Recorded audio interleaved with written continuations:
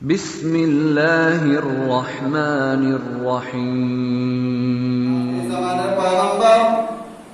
محمد عربي صلى الله عليه وسلم প্রিয় সাহাবী হযরত আবু হুরায়রা রাদিয়াল্লাহু তাআলা আনহু একদিন হঠাৎ কান্না করতে করতে পয়গম্বর আরবি সাল্লাল্লাহু আলাইহি ওয়াসাল্লামের কাছে আগমন করেন। আবু হুরায়রা কান্না করতেছে, পয়গম্বর জিজ্ঞেস করেন, আবু হুরায়রা তুমি কেন কাঁদো, তোমার কান্না আমার সহ্য হয় না। আবু হুরায়রা বলল, আল্লাহর নবী গো, আমি আপনার কাছে প্রতিদিন আসা যাওয়া করি, আপনার সঙ্গে আমার সম্পর্ক হওয়ার কারণে আমার মা আমাকে মেরেছে, আমাকে বলেছে তুই মুহাম্মাদের দরবার ছাড়বি না, আমার ঘর থেকে তুই আজকে বের হয়ে যাবি। আখির জামানার পয়গম্বর তিনি বলেন, আবু হুরায়রা রে, তোমার মা তোমাকে মেরেছে, আমার পয়গম্বর কোনো কিছু করার নাই। আবু হুরায়রার মা কখনো সে মুশরিকা।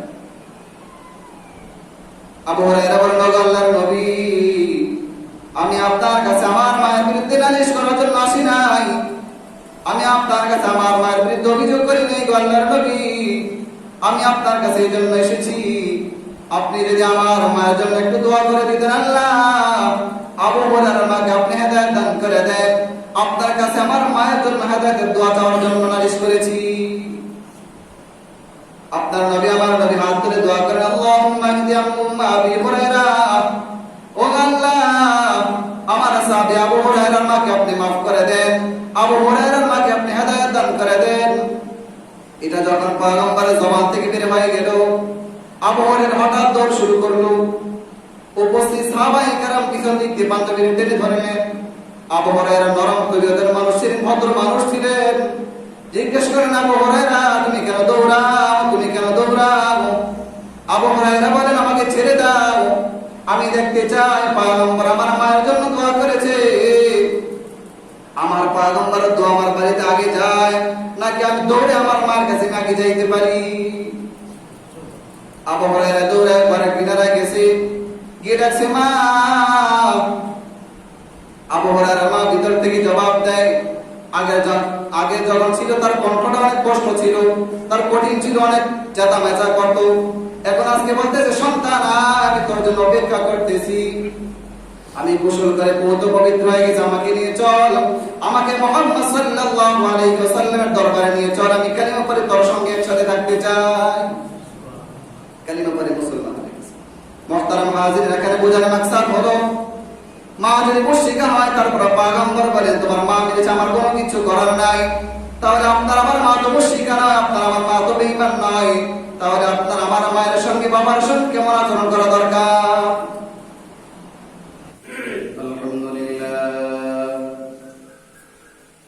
আলহামদুলিল্লাহিল্লাযী জাআলা আশ-শামসা ওয়াল কমারা বিহুসবান ওয়ান নাজমা ওয়াশ-শাজারা ইয়াসজুদান ওয়া ফাদ্দালা জামানান আলা জামান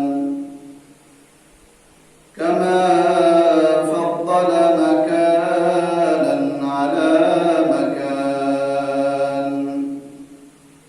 ওয়া ইনসানান আলা ইনসান ওয়া নাশহাদু আন লা ইলাহা ইল্লাল্লাহু ওয়াহদাহু লা শারীকা লাহু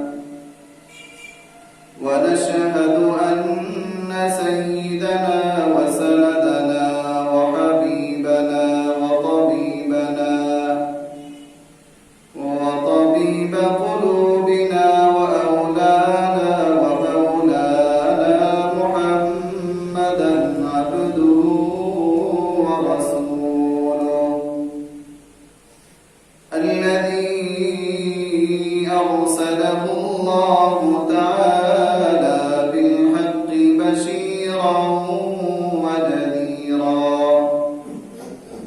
وداعيا إلى الله بإذنه سراجا وقمرا منيرا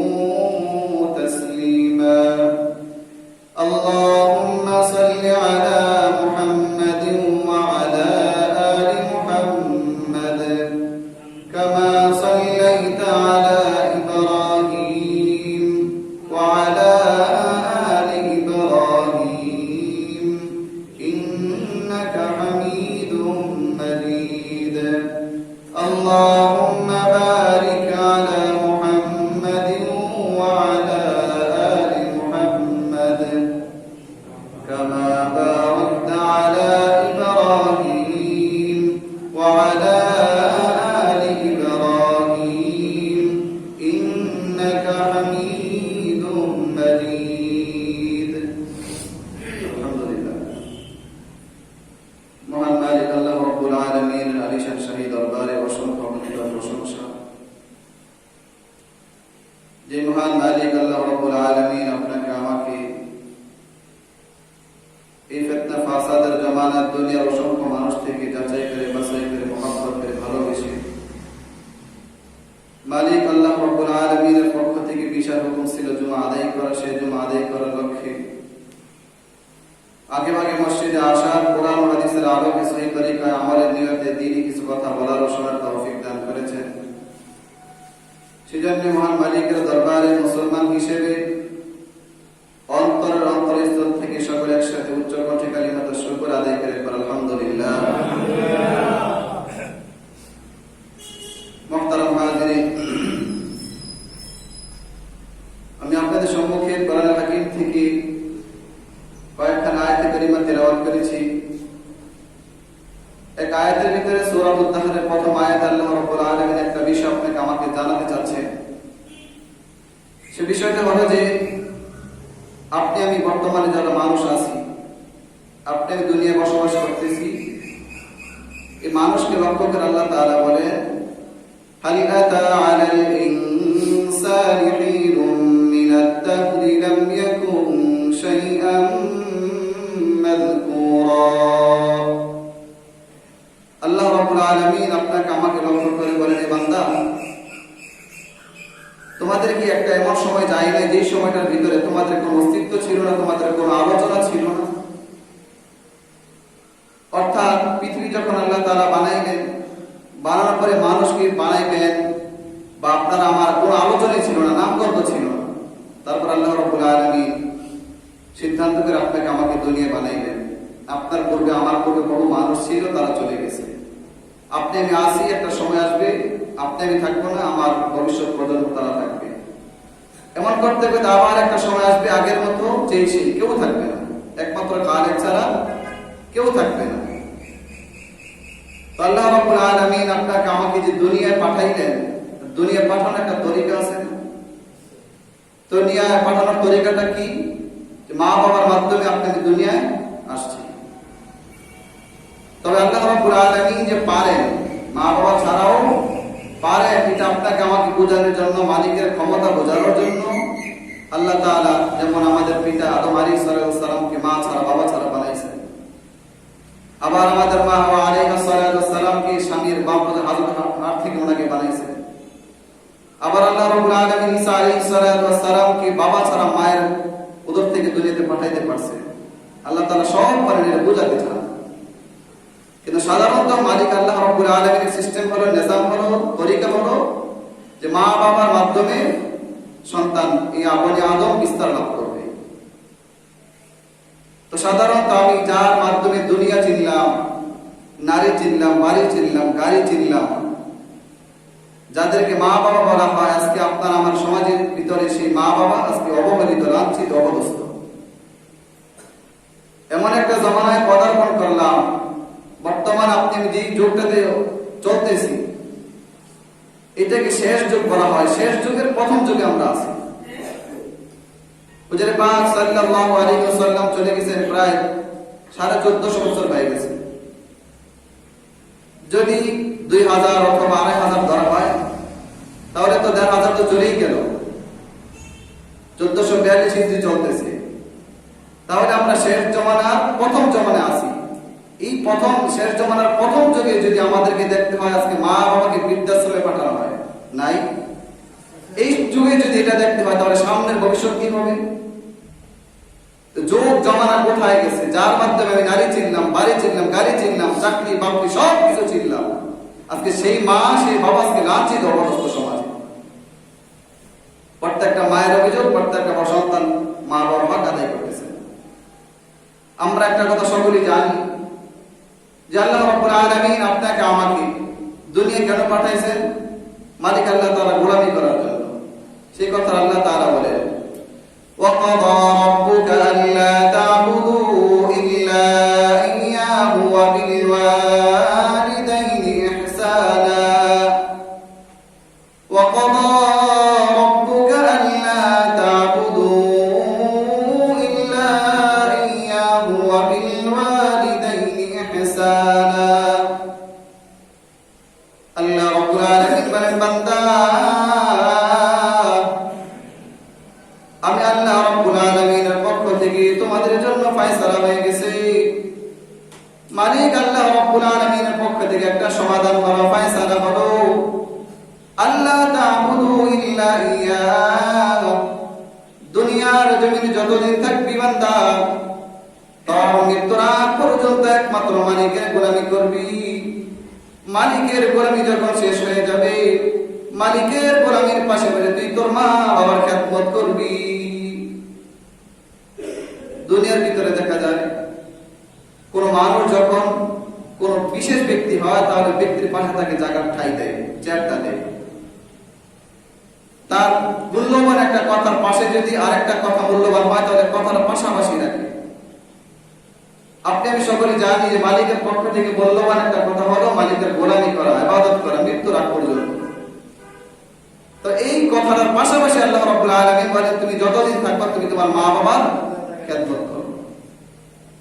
আপনার আমার খেদমতের সময়সীমা হলো আপনার আমার গোটা হায়াতের জিন্দেগি, যতদিন পর্যন্ত দুনিয়া বেঁচে থাকবো। এখানে অনেকের কষ্ট থাকতে পারে, আমি তো থাকবো, আমার মা যদি আমার 50 বছর 20 বছর আগে দুনিয়া থেকে চলে যায়, মায়ের খেদমত কি করবো? মা বাবা দুনিয়া থেকে চলে যাওয়ার পরে কি খেদমত করার সুযোগ নাই? কি বলেন, আছে না? দুনিয়ার ভিতর মা বাবার খেদমত করলে মাকে ভরণ পোষণ দিলে মা খুশি হয়, তাই তো? আরাম এসে থাকবে। দুনিয়া থেকে মা যখন চলে যায়, তখন সন্তানের মৃত্যুর আগ পর্যন্ত সে মা বাবার জন্য নেকামতের বকশিশ করবে। দুনিয়ায় থাকলে ভরণ পোষণ দিনে যতটুকু খুশি হইতে হচ্ছে, 1000 গুণ বেশি খুশি হয়ে যাবে ওখানে সে। তার মা বাবার খেদমতের সুযোগ আছে না? আল্লাহ তাআলা তো শিখাই দিয়েছেন কিভাবে খেদমত করতে হবে, মা বাবার জন্য দোয়া করতে হবে। তাহলে মা বাবার উচিত, মা আপনার আমার সন্তান যে রেখে যাবো, সন্তান আপনার জন্য আমার জন্য দোয়া করবে, নেকামত বকশিশ করবে, সন্তানও তো এরকম হতে হবে। তো যাই হোক, আল্লাহ রাব্বুল আলামিন আপনাকে আমাকে দুনিয়ায় পাঠাইলেন মা এবং বাবার মাধ্যমে। আল্লাহ তাআলা বলে দিলেন আমার ইবাদতের পাশাপাশি মা বাবার খেদমত করবা। হুজুর পাক সাল্লাল্লাহু আলাইহি ওয়াসাল্লামের কাছে এক সাহাবীকে জিজ্ঞেস করলেন, ইয়া রাসূলুল্লাহ, কার খেদমত করব? তিনি বললেন, তোমার মায়ের খেদমত করবা। দ্বিতীয়বার বললেন, তুমি তোমার মায়ের খেদমত করবা। তৃতীয়বার বললেন, তুমি তোমার মায়ের খেদমত করবা। চতুর্থবার গিয়ে বললেন, তুমি তোমার বাবার খেদমত করবা। এখানে আপনার আমার প্রশ্ন রাখতে পারে, মার কথা কেন 3 বার বলা হলো, বাবার কথা কেন 1 বার বলা হলো? আল্লাহ রাব্বুল আলামিন কোরআন হাকিমের ভিতরে মার এমন 3টা কাজ উল্লেখ করেছেন, যে 3টা কাজ বাবার কোনো কর্মের অংশীদার নেই। কোন বাবা যদি চায়, চেষ্টাও করে, তারপর করতে সে পারবে না, ওই যোগ্যতা তার নাই। এই 3টা কাজ একমাত্র কেবলমাত্র শুধুমাত্র মাই আঞ্জাম দিতে পারে, কোন বাবা পারবে না। আর পৃথিবীর মধ্যে দেখা যায় সব থেকে যে যাকে মহব্বত করে ভালোবাসে, সন্তানকে সবচেয়ে বেশি মহব্বত করে মা। আমরা জানি সব মানুষ থেকে আলাদা মা এবং বাবা, একসাথে আলাদা করে। এইটাকে যদি আবার মা এবং বাবা থেকে আলাদা করি, পৃথিবীর শুরু লগ্ন থেকে কিয়ামত পর্যন্ত যত মা জাতি আছে, সব মা বাদ দিয়ে যদি একটা মা একটা সন্তানকে যতটুকু ভালোবাসে, পৃথিবীর সমস্ত বাবার ভালোবাসাকে যদি এক পাল্লায় করা হয়, একটা মায়ের ভালোবাসার সমান হবে। সুবহানাল্লাহ। তাহলে একটা মা সন্তানকে কেমন মহব্বত করে ভালোবাসে। তো আল্লাহ রাব্বুল আলামিন এই বান্দা মা কেন 3টা বেশি কষ্ট করেছে? 3টা কি? وَوَصَّيْنَا الْإِنسَانَ بِوَالِدَيْهِ إِحْسَانًا حَمَلَتْهُ أُمُّهُ كُرْهًا وَوَضَعَتْهُ كُرْهًا وَحَمْلُهُ وَفِصَالُهُ 30 شَهْرًا। আল্লাহ রাব্বুল আলামিন বলেন, وَوَصَّيْنَا الْإِنسَانَ بِوَالِدَيْهِ إِحْسَانًا, আমার পক্ষ থেকে মানুষের জন্য নসিহত হলো, ওসিয়ত হলো, বিওয়ালিদাইহি ইহসানা, মা বাবার খেদমত করবে, বিশেষ করে মায়ের খেদমত বেশি করে করবে। কেন? হামালাতহু উম্মুহু কুরহা ওয়া ওয়াদাআতহু কুরহা, একমাত্র কেবল বাবা নয়, মা তাকে পেটে ধারণ করেছে 10 মাস 10 দিন। কোন বাবা কোনদিন সন্তানকে একদিন পেটে ধারণ করে নাই। 2 নাম্বার গুণ হলো প্রসব বেদনা মা সহ্য করেছেন, কোন বাবা কোনদিন সহ্য করেন নাই। 3 নাম্বার গুণ হলো মা 2 বছর পর্যন্ত সন্তানকে দুধ পান করিয়েছেন, কোন বাবা ইচ্ছা করলেও কোন সন্তানকে দুধ খাওয়াতে পারবে না। এই 3টা গুণের ভিতরে কোন বাবা অংশীদার আছে? আপনারা কি বলেন, কোন বাবা কি পারবে কোনদিন পারবে না। তাহলে এই 3টা গুণ একমাত্র মা করছেন, এই 3টা কষ্ট মা করছেন, যার কারণে পয়গম্বর বলেছেন মায়ের খেদমত 3 বার করবে, বাবার মতো 1 বার করবে। কারণ তাকায় দেখেন, সকাল থেকে সন্ধ্যা পর্যন্ত বাবা অন্যের বাড়িতে কাজ করে, রিকশা চালায়, ইটের ভাটায় কাজ করে, মায়ের পাথার গামগুলো পায়ে পড়ে যায় ঘামতে ঘামতে গরমের মৌসুমে। সকাল থেকে সন্ধ্যা পর্যন্ত কাজকর্ম করে যখন টাকা গরুনি বাড়ি ফিরে, নিজের আরাম এসে চিন্তা করে না নিজের পাঞ্জাবিটা ছিঁড়ে গেছে, টঙ্গিটা ছিঁড়ে গেছে, জুতাটা ছিঁড়ে গেছে, তারপর নিজের পোশাক আদির চিন্তা ফিকির নাই, শুধু সন্তানের মুখে হাসি ফোটাতে চাই। ঈদের মৌসুম যখন এসে যায় তখন বাবা নিজের পোশাকের চিন্তা করে না, চায় আমার সন্তানটার মুখে যেন হাসি ফোটাইতে পারি। নিজে কষ্ট করে খাবার দাবার বেশি খেতে চায় না, নিজে সিরা পাঞ্জাবি পরে ঘুরে বেড়ায়, নিজে সিরা জুতা পরে ঘুরে বেড়ায়, তারপর সন্তান সব বরং আদায় করতে চায়। এই সন্তানকে যখন বাবা সব কিছু নিজের বিলীন করে দিয়ে সন্তানকে ডাক্তার বানাইলো, ইঞ্জিনিয়ার বানাইলো, পাইলট বানাইলো, শিক্ষিত করলো, সন্তানকে ব্যবসা প্রতিষ্ঠান দিয়ে দিল, চাকরি দিয়ে দিল, নতুন সুন্দর একটা বিবাহ করাই দিল। এই সন্তানগুলো যখন নতুন বধূ পাইয়া বাবাকে ভুলে যায়, তখন বাবার দিলে যখন কষ্ট এসে যায়, আল্লাহ রাব্বুল আলামিন বলেন, ওয়ালা তাকুল লাহুমা উফফিন ওয়ালা তানহারহুমা ওয়া কুল লাহুমা কওলান কারীমা। আল্লাহ রাব্বুল আলামিন বলেন, বান্দা সাবধান সাবধান, তোমার কষ্টে তোমার ব্যবহারের কারণে তোমার বাবার জবান থেকে তোমার মায়ের জবান থেকে যে উফ শব্দটা পর্যন্ত বের না হয়, অথবা তুমি এমন আচরণ করলে তোমার বাবার জবান দিয়ে মায়ের জবান দিয়ে উফ শব্দ বের হলো, অথবা তোমার মায়ের কাজকর্ম দেখে তোমার জবান দিয়ে উফ শব্দ বের হলো, সাবধান এরকম করিও না। আল্লাহ তাআলা নিষেধ করেছেন, ওয়ালা তাকুল লাহুমা, মায়ের সঙ্গে ধমক দিয়ে কথা বলিও না, ওয়া কুল লাহুমা কওলান কারীমা, মা বাবার সঙ্গে সুন্দর সুন্দর নরম নরম আচরণ করো। আপনি আমি যখন ছোট ছিলাম, আপনার আমার বয়স যখন মাত্র জবান ফুটলো, আপনার বাবাকে আমি জিজ্ঞেস করলাম, আমার বাবাকে আমি জিজ্ঞেস করলাম, বাবা ওটা কি ওটা কি ওটা কি? আপনার বাবা আমার বাবা একবার জায়গায় 10 বার 500 বার পর্যন্ত একই কথা জিজ্ঞেস করে বারবার জবাব দিয়েছেন, কোনোদিন ধমক দেন নাই। এখন আপনার মা আমার মা, আপনার বাবা আমার বাবা বৃদ্ধ হয়ে গেছে, এখন একটা কথা 2 বার 3 বার বললে আপনার মেজাজ গরম হয়ে যায়, এমন নাই? মেজাজ অটোমেটিক গরম হয়ে যায়। আপনার মা আমার মা, আপনার বাবা আমার বাবা তো কোনোদিন এরকম করেন নাই। আপনি যখন ছোট্ট ছিলাম মা বাবা বড় ছিলেন, আবার আপনি আমি যখন বড় হয়ে গেছি, যুবক হয়ে গেছি, আপনার মা বাবা সব বৃদ্ধ হয়ে গেছে, ছোট হয়ে গেছে।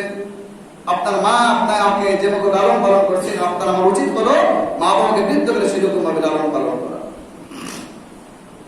তো পয়গম্বর আরবি সাল্লাল্লাহু আলাইহি ওয়াসাল্লাম একবার বাবার কথা বললেন, 3 বার মায়ের কথা বললেন। মা সকাল থেকে সন্ধ্যা পর্যন্ত সারাদিন কাজকর্ম করে আপনাকে আমাকে পেটে ধারণ করে ঘুরে বেড়ায়। আপনার আমার পেটে যখন একটা পাথর হয়, এটা ওজন সহ্য করতে পারি না, বেদনা শুরু হয়ে যায়। তাহলে আপনার মা আমার মা আপনাকে আমাকে পেটে ধারণ করে কিভাবে ঘুরে বেড়াইছেন? সকাল থেকে সন্ধ্যা পর্যন্ত সারাদিন সাংসারিক কাজকর্ম করে, সকাল থেকে সন্ধ্যা পর্যন্ত কাজকর্ম করার পরে যখন খাবার খাইতে বসে, যখনই খাবার টেবিলে বসে আপনি পেটের ভিতরে লাথি মারছেন, ঘুষা মারছেন, মাথা দিয়ে ঘুষা দিচ্ছেন, আপনার মার পেট বেদনা শুরু হয়ে গেল। তারপরে কোনোদিন আপনার বাবাকে বলে নাই, আপনারা দাদিকে বলে নাই, আপনার নানিকে বলে নাই, নীরবে নির্জনে কি আপনার সব ব্যথাগুলো দুঃখগুলো সে সহ্য করে নিছে। কত কষ্ট দিচ্ছেন পেটের ভিতরে, আপনি আমি আপনার আমার মাকে কত কষ্ট দিচ্ছি পেটের ভিতরে।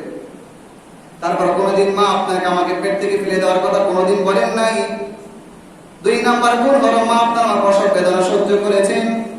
একজন মা সন্তান প্রসব করতে গেলে কত অজস্র রক্ত তার শরীর থেকে ঝরে যায়। এমন বহু মা আছে সন্তান প্রসব করতে গেলে তার জীবন পর্যন্ত দুনিয়া থেকে চলে যায়। তারপর সন্তান বেঁচে থাকুক সেটা মা কামনা করে। দুনিয়ার ভিতরে প্রত্যেকটা মানুষের কাছে সবচেয়ে দামি তার জীবন। সবাই তো মরণকে ভয় পায় না, কিন্তু একটা মা নিজের জীবনটাকে দিয়ে দিতে চায় তারপর সন্তানটা বেঁচে থাকুক সন্তানের জন্য। দুনিয়ার ভিতরে কেউ কি আছে যে আপনার জন্য আমার জন্য জীবনটা দিয়ে দিবে? যারা রাজনৈতিক ময়দানে বিচরণ করে, নেতার জন্য ঘুরে বেড়ায়, যখন নিজের জীবনের বিনিময় যখন অন্যদিকে চলে আসবে তখন আর ক্ষমতার পিছনে থাকবে না। সে তার মরণকে জীবনটাকে অনেক বেশি ভালোবাসে, সে মরতে চায় না, দুনিয়া থাকতে চায়। আর সেই মা তার মূল্যবান জীবনটাকে সন্তানের জন্য উৎসর্গ করে দেয়, বিলীন করে দেয়। তো মুহতারাম হাজিরিন, এই মা যখন দুধ পান করায়, কোন হুজুর পাক সাল্লাল্লাহু আলাইহি ওয়াসাল্লাম তিনি বলে, কোন বান্দা, কোন একজন সন্তান মায়ের যদি 2 বছর পর্যন্ত দুধ পান করলো, 1 ফোঁটা দুধের বিনিময়ে সন্তান কোনোদিন দিতে পারবে না। 1 ফোঁটা দুধের বিনিময়ে পৃথিবীর মধ্যে ডাক্তারদের আবিষ্কার যত খাবার আছে সন্তানের জন্য, সব পুষ্টিকর খাবার এক পাল্লায় করা হলে মায়ের 1 ফোঁটা দুধের ভিতরে যত পুষ্টিকর খাবার আছে সেই পরিমাণ কোনোদিন হবে না। মায়ের দুধের ভিতরে পুষ্টিকর খাবার রেখে দিয়েছে, কোন বাবা সেটা কোনোদিন খাওয়ায় না। মা এই 3টা গুণ, এই 3টা দায়িত্ব পালন করে, যার কারণে পয়গম্বর আরবি সাল্লাল্লাহু আলাইহি ওয়াসাল্লাম তিনি বলেছেন, তুমি মায়ের খেদমত বেশি করে করবে, মায়ের সঙ্গে সাবধান করে ধমক দিবা না। আজকে আপনার আমার সমাজের অবস্থা হয়ে গেছে, মাকে কথায় কথায় ধমক দিয়ে বলি, আপনার আমার মা যদি বেঈমান হয়, মুশরিকা হয়, তারপর মায়ের সঙ্গে ধমক দিয়ে কথা বলা যাবে না, মা বাবার খেদমত করতে হবে। তবে হ্যাঁ, যদি আমার মা মুশরিক হয়, বেঈমান হয়, আমাকে যদি শরীয়ত বিরোধী কোনো কাজকর্ম করতে বলে তো সেটা মানা যাবে না। এছাড়া শরীয়ত বিরোধী কাজকর্ম যদি না হয়, তাহলে প্রত্যেকটা মা যদি মুশরিকা হয়, মার কথাটাকে মানতে হবে। আখির জামানার পয়গম্বর মুহাম্মদ আরবি সাল্লাল্লাহু আলাইহি ওয়াসাল্লামের প্রিয় সাহাবী হযরত আবু হুরায়রা রাদিয়াল্লাহু তাআলা আনহু একদিন হঠাৎ কান্না করতে করতে পয়গম্বর আরবি সাল্লাল্লাহু আলাইহি ওয়াসাল্লামের কাছে আগমন করেন। আবু হুরায়রা কান্না করতেছে, পয়গম্বর জিজ্ঞেস করলেন, আবু হুরায়রা তুমি কেন কাঁদো, তুমি কেন কাঁদো, তোমার কান্না আমার সহ্য হয় না। আবু হুরায়রা বলল, আল্লাহর নবী গো, আমি আপনার কাছে প্রতিদিন আসা যাওয়া করি, আপনার সঙ্গে আমার সম্পর্ক হওয়ার কারণে আমার মা আজকে আমাকে মেরেছে, আমাকে বলেছে তুই মুহাম্মাদের দরবার ছাড়বি না, আমার ঘর থেকে তুই আজকে বের হয়ে যাবি। আখির জামানার পয়গম্বর তিনি বলেন, আবু হুরায়রা রে, তোমার মা তোমাকে মেরেছে, আমার পয়গম্বর কোনো কিছু করার নাই। আবু হুরায়রার মা কখন সে মুশরিকা। আবু হুরায়রা বলেন, আল্লাহর নবী, আমি আপনার কাছে আমার মায়ের বিরুদ্ধে নালিশ করার জন্য আসি নাই, আমি আপনার কাছে আমার মায়ের বিরুদ্ধে অভিযোগ করি নাই গো আল্লাহর নবী, আমি আপনার কাছে এই জন্য এসেছি, আপনি যদি আমার মায়ের জন্য একটু দোয়া করে দিতেন, আল্লাহ আবু হুরায়রার মাকে আপনি হেদায়েত দান করে দেন, আপনার কাছে আমার মায়ের জন্য হেদায়েতের দোয়া চাওয়ার জন্য নালিশ করেছি। আপনার নবী, আমার নবী হাত তুলে দোয়া করেন, আল্লাহুম্মা ইহদি উম্মা আবি হুরায়রা, ও আল্লাহ আমার সাহাবী আবু হুরায়রার মাকে আপনি maaf করে দেন, আবু হুরায়রার মাকে আপনি হেদায়েত দান করে দেন। এটা যখন পয়গম্বরের জবান থেকে বের হয়ে গেল, আবু হুরায়রা হঠাৎ দৌড় শুরু করলো। উপস্থিত সাহাবায়ে কেরাম পিছন দিক দিয়ে পাঞ্জাবির টেনে ধরলেন। আবু হুরায়রা নরম তবিয়তের মানুষ ছিলেন, ভদ্র মানুষ ছিলেন। জিজ্ঞেস করেন, আবু হুরায়রা তুমি কেন দৌড়াও, তুমি কেন দৌড়াও? আবু হুরায়রা বলেন, আমাকে ছেড়ে দাও, আমি দেখতে চাই পয়গম্বর আমার মায়ের জন্য দোয়া করেছে, আমার পয়গম্বরের দোয়া আমার বাড়িতে আগে যায় নাকি আমি দৌড়ে আমার মায়ের কাছে আগে যাইতে পারি। আবু হুরায়রা দৌড়ে একবারে কিনারায় গেছে, গিয়ে ডাকছে মা। আবু হুরায়রা মা ভিতর থেকে জবাব দেয়, আগে যখন ছিল তার কণ্ঠটা অনেক কষ্ট ছিল, তার কঠিন ছিল, অনেক চেতা মেচা করত। এখন আজকে বলতেছে, সন্তান আমি তোর জন্য অপেক্ষা করতেছি, আমি গোসল করে পৌত পবিত্র হয়ে গেছি, আমাকে নিয়ে চল, আমাকে মুহাম্মদ সাল্লাল্লাহু আলাইহি ওয়াসাল্লামের দরবারে নিয়ে চল, আমি কালিমা পড়ে তোর সঙ্গে একসাথে থাকতে চাই। কালিমা পড়ে মুসলমান হয়ে গেছে। মুহতারাম হাজিরিন, এখানে বোঝানোর মাকসাদ হলো, মা যদি মুশরিকা হয়, তারপর পয়গম্বর বলেন তোমার মা মেরেছে, আমার কোনো কিছু করার নাই, তাহলে আপনার আমার মা তো মুশরিকা নয়, আপনার আমার মা তো বেঈমান নয়, তাহলে আপনার আমার মায়ের সঙ্গে বাবার সঙ্গে কেমন আচরণ করা দরকার? আফসোস হয় আজকে আপনার আমার সমাজের যুবকদের আচরণ দেখি। আজকে ওই সমস্ত যুবকদেরকে বলতে মনে চায়, যুবক ভাই, আজকে নতুন বধূ পাইছো, নতুন বধূ পাই আজকে মায়ের খবর নাই, আজকে নতুন বধূ পাইয়া বাবার খবর নাই। মনে রেখো ওই সমস্ত নতুন বধূ গো মা, আজকে তুমি নতুন বধূ ঘরে আসছো, মনে রেখো এই নতুন বধূ তুমি চিরদিন থাকবা না। তোমার ঘরে আল্লাহ তারা সন্তান দিয়েছেন, দিবেন, মনে রেখো তোমার সেই পথে তোমাকে আসতে হবে। একজন স্ত্রী যদি স্বামীকে মহব্বত করে ভালোবাসে, কল্যাণ চায়, তাহলে ওই নারী উচিত হলো স্বামীকে বোঝানো, চলো দুইজন মিলে তোমার মার খেদমত করি। কারণ পয়গম্বর আরবি সাল্লাল্লাহু আলাইহি ওয়াসাল্লাম তিনি বলেন, রিদার রাব্বি ফি রিদাল ওয়ালিদাইন ওয়া সাখতুর রাব্বি ফি সাখতিল ওয়ালিদাইন। ওই মালিকের সন্তুষ্টি তোমার মা বাবার সন্তুষ্টির ভিতরে রয়েছে, ওই মালিকের অসন্তুষ্টি তোমার মা বাবার অসন্তুষ্টির ভিতরে রয়েছে। পয়গম্বর অন্য জায়গায় বলেন, হুমা জান্নাতুকা ওয়া নারুকা, তোমার মা বাবা তোমার জন্য জান্নাত, এই মা বাবা তোমার জন্য আবার জাহান্নাম। দুনিয়া বিরাই না আগাতে চাও, মায়ের দোয়া নাও, দুনিয়া বিরাই না আগাতে চাও, বাবার দোয়া নাও। সকালবেলা ঘর থেকে বের হও, মায়ের কাছ থেকে বাবার কাছ থেকে দোয়া নিয়ে ব্যবসায় যাও, সকালবেলা মায়ের কাছ থেকে বাবার কাছ থেকে দোয়া নিয়ে তুমি চাকরিতে যাও, অফিসে যাও, কিসের কাজে যাও, সব বিপদ থেকে আল্লাহ তোমাকে বাঁচাই দিবে, সব কাজে বরকত দান করে দিবে। যদি স্ত্রী স্বামীর কল্যাণ চায়, মঙ্গল চায়, তাহলে মাকে যদি সে না করে, মার ভরণ পোষণ না দেয়, মাকে কষ্ট দেয়, মার কাছ থেকে দোয়া আসবে না, বদ্ধ আসবে। কি বলেন, কি আসবে? বদ্ধ আসবে না? তাহলে মার বাবার কাছ থেকে বদ্ধ আসবে, বদ্ধ আসলে কি সন্তানটা ভালো থাকতে পারবে? সন্তান বিপদে বিপদে পড়বে। তাহলে সে কি করলো, যদি মায়ের কাছ থেকে ফিরে আনে, তাহলে মায়ের কাছ থেকে বাবার কাছ থেকে সে বদ্ধ খরিদ করলো, স্বামীর জন্য সে বদ্ধ খরিদ করলো, কি স্বামীকে কল্যাণ চাইলো না অকল্যাণ চাইলো? বুঝেন নাই? যদি স্বামীকে মায়ের কাছ থেকে বাবার কাছ থেকে ফিরিয়ে আনে, তাহলে মায়ের কাছ থেকে বদদোয়ার ভাগিদার হইল। তাহলে সে কি করলো, মায়ের কাছ থেকে বাবার কাছ থেকে স্বামীকে ফিরায় আনা, মা বাবার কাছ থেকে বদদোয়ার ভাগিদার স্বামীকে বানাইলো। স্বামীর জন্য কি কল্যাণ চাইলো? যদি কল্যাণ চাইতো, তাহলে তোমার মা বাবা তোমার জন্য দোয়া করবে, তুমি যদি উন্নত হইতে পারো, দুনিয়া বিরাইতে কামিয়াব হতে পারো, পরকালে বিরাইতে কামিয়াব হইতে পারো, চলো দুইজনে মিলে মা বাবার খেদমত করি। মা বাবা যদি সন্তুষ্ট হয়ে যায়, তাহলে আপনার আমার দুনিয়া বিরাইনো সাকসেস, আখিরাতে লাইনো সাকসেস। আজকে একটা দেখলাম কোন থানার জানি ওসি সাহেবের, আমার কাছে কাজটা অনেক ভালো লাগছে। তিনি উত্তর দিয়েছেন, বর্তমানে আপনারা আমার সমাজে দেখবেন শাশুড়ির সঙ্গে বধূর কোনো মিল নাই, আছে না? 99% ফ্যামিলিতে দেখবেন শ্বশুর ভালো থাকে বধূর কাছে, শ্বশুর ভালো থাকে, শাশুড়ির সঙ্গে বধূর কোনো মিল নাই। অতি উদ্যোগ দিয়েছে, যেই ঘরে শাশুড়ি এবং বধূ একসাথে থাকবে, তাদেরকে নতুন বধূকে পুরস্কার দেওয়া হবে। তিনি পুরস্কার তুলে দিচ্ছেন, অর্থাৎ সে যদি শাশুড়ি খেদমত করে তাকে পুরস্কার দেওয়া হচ্ছে। কাজটা ভালো না? অনেক আমরা মনে করি যে পুলিশ ভাই যেমন সবাই খারাপ, সবাইকে খারাপ, সবকে খারাপ, ভালো আছে না? উনি যে কাজটা করতেছে ভালো না? এমন যদি প্রত্যেকটা থানায় যদি হয়ে যায়, তত আলহামদুলিল্লাহ ভালো হয়ে যায়। তাহলে বৃদ্ধাশ্রমে যেতে হবে। সন্তান ছেলে যদি খারাপ হয়ে যায়, ছেলে যদি কোনো যদি মায়ের সঙ্গে বাবার সঙ্গে খারাপ আচরণ করে, বধূ পারে একমাত্র এটি ফিরে আনতে। তুমি মায়ের সঙ্গে খারাপ আচরণ করো না, বাবার সঙ্গে খারাপ আচরণ করিও না।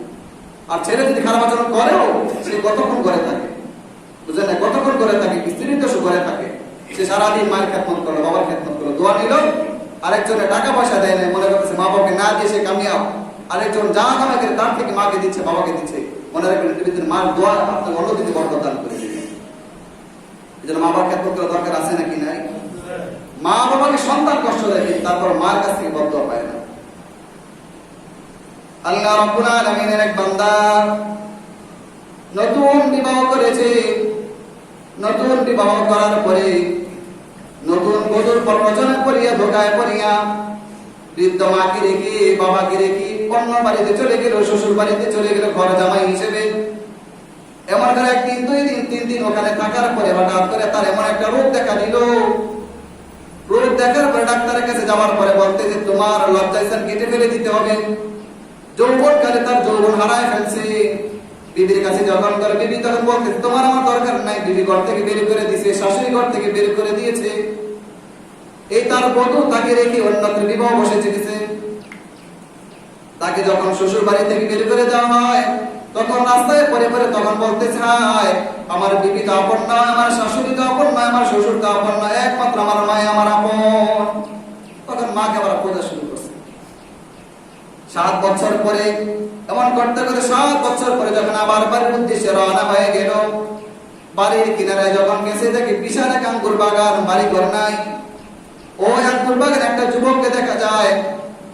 যুবককে ডেকে বলতেছে, যুবক এখানে যে বাড়ি ঘর ছিল, বাড়ি ঘর কই? তখন ওই আঙ্গুরের যুবক বলতেছে, যুবক এখানে যাদের বাড়ি ঘর ছিল বৃদ্ধ ছিল, 2 জন মহিলা, একটা মহিলা একটা পুরুষ ছিল। ওই লোকটা এমন অসুস্থ হয়ে গেল, ভিটা বাড়ি বিক্রি করে তাকে চিকিৎসা করানো হলো। এমন করতে তারপরে শেষ পরে দুনিয়া থাকতে পারে না, দুনিয়া থেকে বিদায় হয়ে গেছে। ভিটা বাড়ি সব বিক্রি করে দিয়েছে। ওই বৃদ্ধ মহিলাটা বেঁচে আছে এখনো পর্যন্ত। আমি বৃদ্ধার কাছ থেকে শুনেছি তার নাকি একটা সন্তান আছে, 7 বছর পূর্বে তাকে রেখে চলে গেছে। আমি যদি আজকে যুবকটাকে পাইতাম, সে তো চিনে না, আমি যদি পাইতাম আমার এই তরবারিটা দিয়ে তার হাত পাগুলো কেটে ফেলতাম। তখন তার দিলটা নাড়াচাড়া দিয়ে বসে।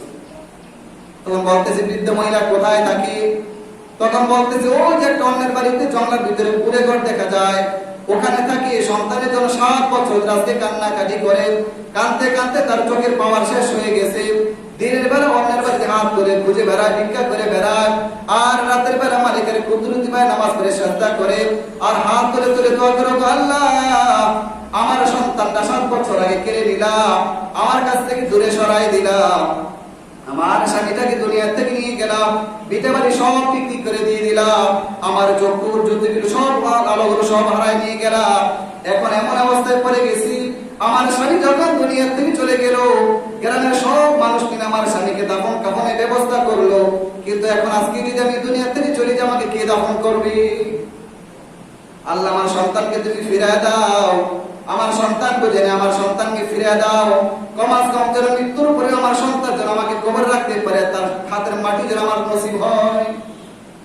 সন্তান দোয়াগুলো সব করে কিনারে গিয়ে শুনছে। সন্তান ডেকে ডেকে বলতেছে, মা দরজা খুলো, আর তোমার দোয়া আল্লাহ কবুল করে নিয়েছে। মার কান খারাপ, মা একটা ডাক দিলে মা তার অবস্থা চিনতে পারে। আপনি আমি কেউ যদি রাত্রে বেলা 12টার পরে যদি কেউ জিজ্ঞেস করে ডাকে, জিজ্ঞেস করবে কে?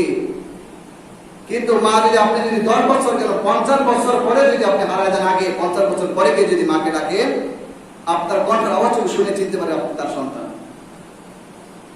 মায়ের দিলের ভিতরে সন্তানকে একটা আকর্ষণ আলাদা চুম্বক সৃষ্টি করে দিয়েছে। সন্তান তখন ডেকে বলতেছে, মা তোমার আর কান্না করতে হবে না, তোমার কান্না করতে হবে না, আল্লাহ তাআলা তোমার দোয়া কবুল করে নিয়েছেন। সন্তানকে কোলে তুলে নিয়ে মা বলতেছেন, সন্তান আয়, 7 বছর পর্যন্ত তোকে দেখি না, আর তোকে কোনোদিন দেখবো না, চোখের আলো সব হারায় ফেলছি, তোকে আর কোনোদিন দেখবো না, আমার বুকে আয়। এই ঠোঁট দিয়ে তোকে কত শৈশব করে তোকে কত চুম্বন করেছে, আয়। দুনিয়া থেকে চলে যাওয়ার পূর্বে তোকে চুম্বন করে যাই। দেখেন মুসলমান ভাইয়েরা আমার, একটা সন্তান মাকে রেখে গেল, তারপর মা সন্তান প্রতি বদ্ধ করে নাই, সন্তানের জন্য কল্যাণ কামনা করছে, দোয়া করছে।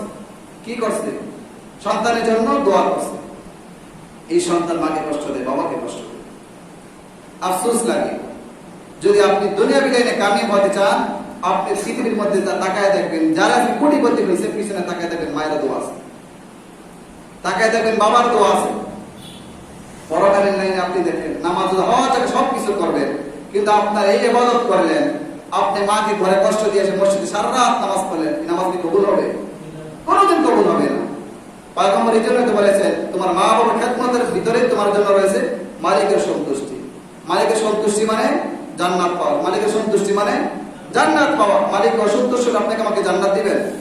মালিকের সন্তুষ্টির ফলাফল হলো জান্নাত, আর মালিকের অসন্তুষ্টির ফলাফল হলো জাহান্নাম। তাহলে মা বাবার খেদমত করলে কি সওয়াব হবে না গুনাহ হবে? এখন আপনার প্রশ্ন, একটা মা তো দুনিয়া থেকে চলে গেছেন, বাবা দুনিয়া থেকে চলে গেছেন, এখন আপনি কি করবেন? এখন আপনার জন্য আমার জন্য করণীয় হলো, সপ্তাহে কমাস কম শুক্রবার হলে মায়ের কবরটাকে জিয়ারত করা, কবরটাকে জিয়ারত করা। মার বোন যারা আছে, মা চলে গেছেন, মার বান্ধবী আছেন, বোন আছেন, কুকুর আছেন, তাদেরকে ভরণ পোষণ দেওয়া, তাদের খোঁজ খবর নেওয়া। তাদেরকে যদি করি তাহলে তারা খুশি হয়ে যাবে, আপনার কবর আপনার মাও খুশি হয়ে যাবে। আপনার বাবা দুনিয়া থেকে চলে গেছে, আপনার বাবার বন্ধু আছে, চাচা মামা এই জাতীয় যারা আছে, তাদের খেদমত করবেন, দেখাশোনা করবে, তাহলে দেখা গেল তারা কবর শেষে ভালো থাকবে। এই জন্য আপনাকে আমাকে তো ওইরকম সন্তান রেখে যেতে হবে, আপনি দুনিয়া থেকে চলে যাওয়ার পরে একটা নেক সন্তান রেখে যেতে এটাও সন্তান, নেক সন্তান লিখে যাও সদকায়ে জারিয়া। আর যদি আপনি কুসন্তান লিখে গেলাম, তাহলে আপনি যখন সন্তানগুলো জমিনের ভিতরে গুনাহ করে তখন মা বাবার পরে এটা ধাক্কা লাগে। আর সন্তান যখন নেক আমল করে ভালো কাজ করে এটা মায়ের বাবার কবরে গিয়ে পড়ে। এই জন্য সন্তান উচিত হলো দুনিয়ায় থাকলে মায়ের খেদমত করতাম, বাবার খেদমত করতাম, ভরণ পোষণ সবকিছু দিতাম। তাহলে দুনিয়া থেকে চলে যাওয়ার পরে কি করব? কমাস কম সপ্তাহে একবার হলো মায়ের কবরটা, বাবার কবরটা জিয়ারত করব। ওখানে গিয়ে সূরা ফাতিহা পারি, সূরা ইখলাস পারি, ছোট ছোট যা সূরাগুলো পারি সবগুলো মায়ের জন্য, বাবার জন্য বকশিশ করব। পারবো না ইনশাআল্লাহ? যা পারি নেক আমল করে, কোরআন তেলাওয়াত করে, জিকির আজকার করে, নামাজ পড়ে সব মায়ের জন্য, বাবার জন্য বকশিশ করব।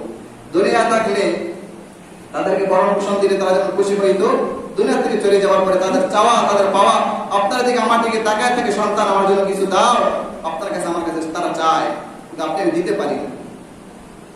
আর দিতে পারি কোন দিন? 4 দিনে 40 দিনে। যাদের মা বাবা বেঁচে আছে, যাদের মা বাবা বেঁচে আছে, ও মরার পরে আপনি 2 লক্ষ 3 লক্ষ টাকা খরচ করবেন, এটা বাদ দেন। বাদ দিয়ে এখন মা আছে, বাবা আছে, মা বাবার পিছনে টাকাগুলো খরচ করেন। শীতের মৌসুমে, ফলের মৌসুম, আপনার মায়ের মুখে নিয়ে আপনি আঙ্গুরটা তুলে দেন, মা খাইতে পারে না, হাতে শক্তি নাই, আপনি বাবার দরবারে গরু নিয়ে যান, মাজারে যান, হুজুরের কাছে দোয়া করার জন্য যান। তাদের দোয়া কবুল হইতে পারে, নাও হইতে পারে। মা বাবা যদি আপনার জন্য, সন্তানের জন্য দোয়া করে, সন্তানের জন্য দোয়া আল্লাহ তাআলা কোনোদিন ফিরায় দেন। মায়ের কাছে দোয়ার দরকার আছে নাকি নাই? বাবার কাছে দোয়ার দরকার আছে নাকি নাই? বাবার খেদমত করা কি চলবে নাকি মা বাবার সাথে খারাপ আচরণ চলবে? যাদের মা বাবা বেঁচে আছে তার খেদমত করবো তো ইনশাআল্লাহ, নাকি তাদের খারাপ আচরণ করবো? বিবিকে গিয়ে বলবেন, বিবি আজকে সন্তান তো ভালোই থাকে, অনেকে দেখবেন বিয়ের আগে ভালো থাকে, বিয়ের পরে খারাপ হয়ে যায়। কে খারাপ বানাইলো? বউ খারাপ বানাইছে। তাহলে বিবি এবং স্বামী দুইজন মিলে পরামর্শ করবে, কোন এক সময় তো তুমিও বাবা, মা হবা, আমি বাবা হবো। এই সন্তানগুলো আপনার আমার ঘরে তো সন্তান হয়েছে, তারা দেখতেছে আপনি যে আপনার মাকে করেন না, বাবাকে করেন না, তাদেরকে ধমক দেন, ভরণ পোষণ দেন না, আপনার সন্তানগুলো দেখতেছে না? আপনাকে তো আল্লাহ তাআলা সন্তান, তারা কি দেখতেছে না? তাদের সামনে যদি আপনি দেখেন যে আপনি আপনার মাকে করতেছেন, বাবাকে করতেছেন, তাহলে সন্তান শিখতেছে, দেখতেছে যে মাকে বাবাকে কিভাবে করতে হয়। তাহলে আপনি যখন বৃদ্ধ হয়ে যাবেন তখন আপনার সন্তান মনে রাখবে, আমার মা আমার দাদা কিভাবে করছিল, আমার বাবা না আমার দাদি কিভাবে করছিল, আমাকে কিভাবে করতে হবে। আর যদি এরকম আপনি না করেন তাহলে মনে রাখবেন আপনি সে অপেক্ষায় থাকবেন। আপনি মনে করতেছেন, আমি মনে করতেছি, এই শক্তি মনে হচ্ছে চিরদিন থাকবে, মনে না? এই শক্তি চিরদিন থাকবে। আল্লাহু আকবার। আল্লাহ তাআলা আপনাকে আমার সকলকে যে কথাগুলো বললাম আমল করার তৌফিক দান করুন। মুহতারাম হাজিরিন, যুবকদের উদ্দেশ্যে একটা কথা বলা, আমাদের সমাজে বর্তমানে দেখবেন যে সুকৌশলে ইসলামের ষড়যন্ত্র চলতেছে। সুকৌশলে যে আপনার আমার দুশমন, আপনাকে আমাকে বছরে আপনাকে আমাকে ধোঁকা দিতে পারবে না। বর্তমানে দেখবেন কি, যে কাউকে ক্ষতি করে সে আগে কি করে, শত্রু থেকে, দুশমন থেকে সে বন্ধু হয়, বন্ধু হয়ে কাছে আসে, কাছে আসে তারপর আপনাকে আমাকে খুন করে, আপনাকে আমাকে দুশমনি করে ক্ষতি করে। বর্তমানে একটা গেমস বেরিয়েছে, কি বলে এটাকে, পাবজি বলে।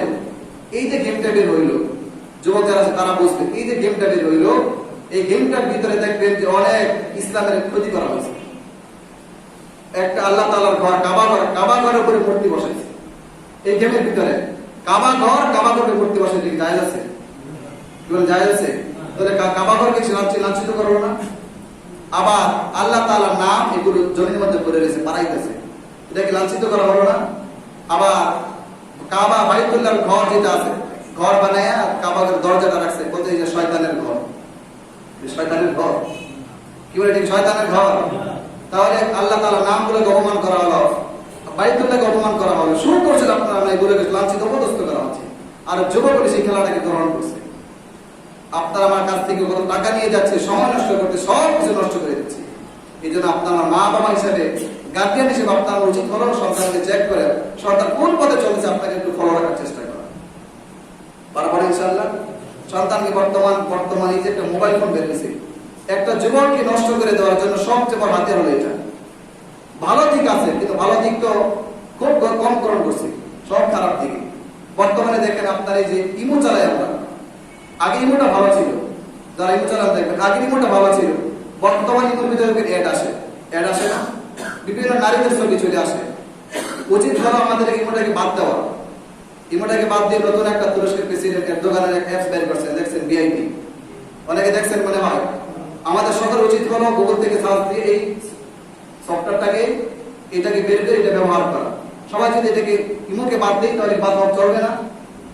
ইমোতে যেই কাজ আপনার ভিআইপিতেও একই কাজ, তাহলে ইমোর ভিতরে আপনার আবার খারাপ ছবি আসে, আপনার গুনাহ হইতেছে, তাহলে আর এটার ভিতরে খারাপ কিছু আসবে না, তাহলে লাভ কোনটা? এটা কি বাদ দেওয়া যায় না? আপনি আমি কথাটা কথা ইমোতে যাদের সঙ্গে কথা বলি তাদেরকে সকলেই বললাম যে তুমি আজকে থেকে ইমোটা বাদ দাও, তুমি ভিআইপি খোলো, তোমার সঙ্গে ভিআইপিতে আমার কথা হবে, বাস হয়ে গেল। পারবো না ইনশাআল্লাহ? হয়তো অনেকে জানি না এই অ্যাপসটাকে বাদ দেওয়া চাই। আগের অ্যাপসগুলো ভালো ছিল, আমরা কি বলে একটা এমএক্স প্লেয়ার চালাই, প্রত্যেকটা সফটওয়্যার কিন্তু বর্তমান দেখবেন অ্যাড দিয়ে আপনার আমার সব অটোমেটিক, আপনার আমার চাহিদা নাই, ইচ্ছা নাই, অনিচ্ছা সত্ত্বে আপনার সামনে চলে এসে কি করবে? আপনার ইচ্ছা নাই, অ্যাডগুলো কি ইচ্ছা মতো আসে? আপনারাও ইচ্ছা মতো আসে? আপনারা অনিচ্ছা হঠাৎ করে চলে আসে। বর্তমানে দেখবেন ওয়াজ মাহফিল এটার মাঝখানে অ্যাড ঢুকে গেছে। সুকৌশলে আপনাকে আমাকে ইমান থেকে সব দূরে সরে দেওয়া হচ্ছে। যে মক্তার মাঝে আপনারা উচিত করো এগুলো বুঝে শুনে সামনে আগানো, সন্তানদের হেফাজত সতর্ক করে যাওয়া, নিজে ভালো থাকা যেন শয়তানের প্ররোচনায় যেন না পড়ি। আল্লাহ তাআলা আপনাকে সকলে সেই তৌফিক দান করুন। মা বাবার একটা নসিহত করো, প্রত্যেকটা মা বাবার হক সন্তানের জন্য আদায় করা ফরজে আইন। মা বাবার হকগুলো আদায় করা ফরজে আইন। এখন আপনি আমি সন্তানগুলো যে আদেশগুলো করে হুকুমগুলো করে থাকি, হুকুমের তরিকাটা এরকম হওয়া চাই, সন্তানকে একটা আদেশ করলাম, সন্তান একটু গারামি ইয়াং বয়সে করতেই পারে স্বাভাবিক, তাহলে সন্তান শুনলো না, তাহলে আপনি সন্তানকে আদেশ করে কাজটা করো, সন্তান করে না, সে গুনাহগার হলো। কি হলো? সন্তান গুনাহগার হলো।